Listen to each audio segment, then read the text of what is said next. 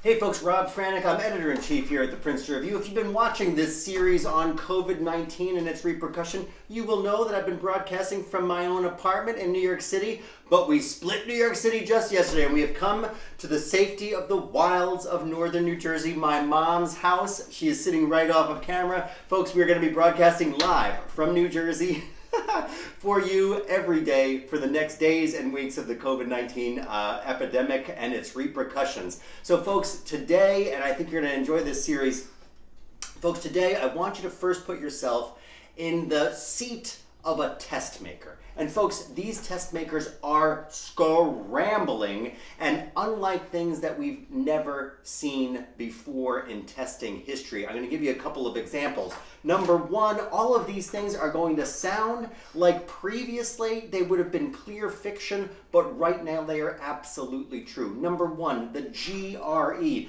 Now that is a graduate record exam. That's the standardized exam that most students who are graduate school bound, as well as some students who are law school or business school bound, will be taking. As of March 27th, the GRE is now completely going to be an at-home exam. Number two, the GMAT. That's the Graduate Management Admission Test. That's the exam that most students will take if they're business school bound. As of April, the GMAT will completely be online and at home.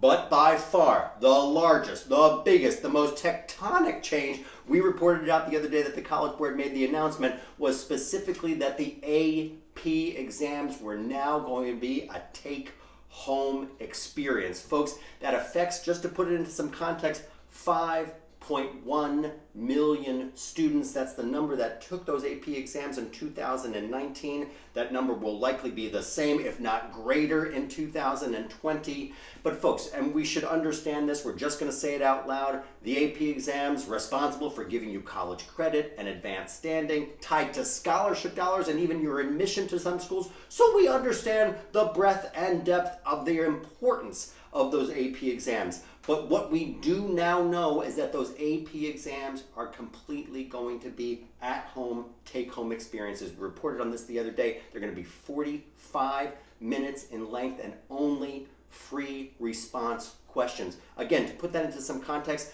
AP exams prior to this administration were 3 hours or more. So now, moving to free response questions and only 45 minutes. Those old AP exams were also varied in the different testing experience, varied in the questions that you received. So of course there were free response questions, as we will see on the new May administration of those AP exams, but there were also lots and lots of multiple choice exams. In addition, multiple choice questions, pardon me.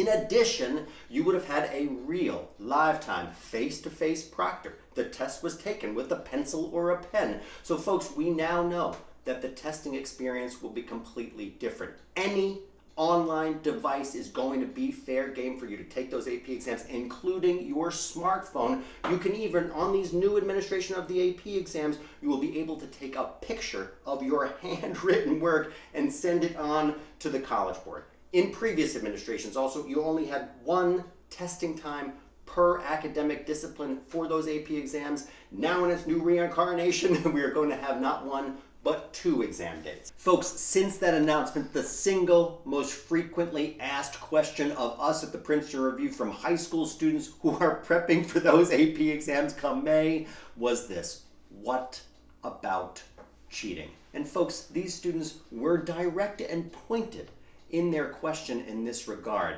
Folks, these students were not worried about traditional students sitting in that AP environment, now remote, cheating in that 45-minute window by themselves. What they were worried about was, in light of last year's college admission scandal dubbed Varsity Blues, that some students and or the parents of those students were going to pay somebody to take those AP tests for them. Folks, it's an understandable concern, but hear us when we say that the vast, vast majority of students who are going to sit for these AP exams are going to be taking them fair and square. They are not going to cheat. And here's the thing, from a test maker perspective, the College Board who creates those AP exams is going to be vigilant in making sure that they're preserving test integrity. And folks, test integrity is so important to the College Board or any testing company for a couple of reasons. Number one, to ensure that the test score itself that you're earning in this AP administration, as well as the testing curve itself, are going to be exact. Folks, if there's rampant cheating on any of those AP exams, both the test score as well as the testing curve will be rendered meaningless. So we say this to you to make sure that you understand the heft of this, not only for you as students, but for the testing companies and the College Board right now who creates those AP exams.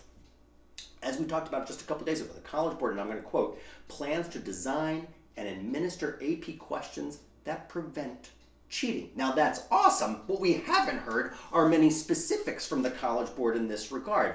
But folks, we understand that the College Board is going to be purposeful in making sure that they give you some strategies to make sure that you're studying and studying well for those AP exams. But this is anecdotal from the Princeton Review, but folks, we understand that likely some of those strategies are going to be withheld, are going to be kept secret by the College Board to ensure that they eliminate the prospect of students cheating. So folks, there are a couple things that we expect will happen on these exams. We're speculating on them right now, and we'll be sure to tell you as soon as we hear word from the College Board. But number one, we expect that there will be remote proctors. Now, at the beginning of this video, we mentioned two exams, the GRE and the GMAT. Now, all of those exams will be online and remote. Each of them will have a remote proctor. So we have to understand, what is a remote proctor? Who is that remote proctor specifically? Now, the remote proctor is going to be a person who is literally going to be watching you using the camera of your device while you are taking that exam. So folks, you are going to be watched during that exam just as you would in a traditional face-to-face environment, but now it's going to be a virtual, online, and remote proctor as well. We understand that those folks will also have your registration information, plus your image, and of course your image while they're watching you online. But there's also some speculation that your IP address on the device that you're using will also be tracked by the College Board in this case. Now folks, I want to make sure that you understand that the blessing and the curse of taking an online test in a remote environment is this: there will be a full digital record of your experience. So folks, if there's any inconsistency, particularly this year, in light of last year's college admissions scandal called Varsity Blues, remember the College Board is creating not only the AP exams, but also the SAT exams, right? So there's heightened anxiety from the College Board, the testing company that's creating this stuff. But getting back to the inconsistencies, if there's any inconsistency, and that can be you taking an inordinate amount of time away from your device during that 45-minute period. It could be if your scores are wildly different than the actual work that you've done in the classroom. If there's inconsistencies in your handwriting or your new writing style, all of those things will be recorded in the full digital record of your exam. So folks, College Board is going to be watching for that. We mentioned this in our video the other day. The College Board is also going to be watching closely for plagiarism. Now that plagiarism, there's going to be software that the College Board uses for plagiarism detection. So again, just to keep this in mind, that the College Board needs to ensure the integrity of those tests as we talked about before, and this is the ways that they're going to be doing them. Now, we need to talk about the format of the exam itself. As we said before, the AP exams in their new incarnation are going to be 45 minutes as opposed to 3+ hours. So that 45-minute administration, folks, is no accident.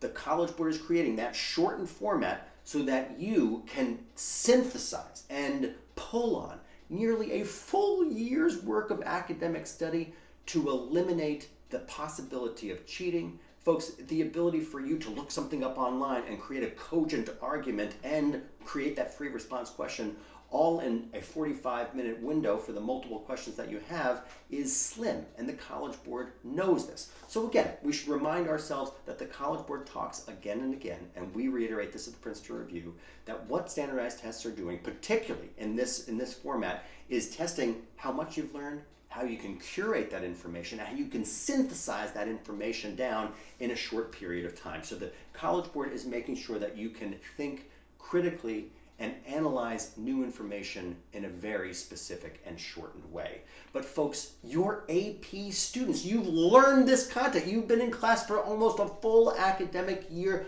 You can do this. I'm going to leave you with this, just a bit of advice for the Princeton Review. Folks, study well for your AP exams. These exams have such great heft, not only in their ability to give you college credit, but in advanced standing, of course, in your classes, entrance to college, just based on the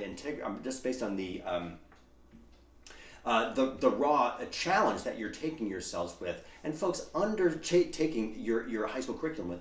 But folks, understand that as always, we are here, and we are here in your corner at the Princeton Review. We have a host of services to help you with your AP exams, from AP cram sessions to a wide variety of books where we're updating this information right now as the College Board gives it to us, as well as a host of online tutors for those AP exams. I'm going to end with this. The second biggest question that we've gotten from high school students right now is, will my SAT and ACT exams also go online? And we mentioned this the other day in several videos.